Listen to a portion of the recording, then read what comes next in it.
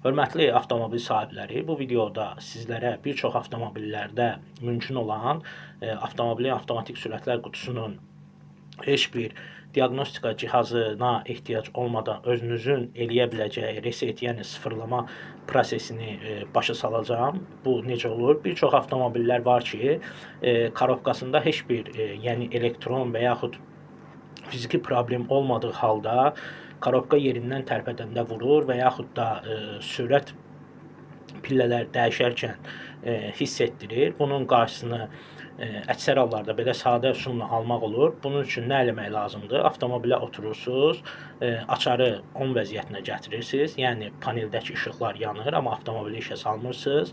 Qaz pedalını 15 saniyə dibə kimi sıxılı saxladıqdan sonra ayağınız qaz pedalında ikən açarı söndürürsünüz.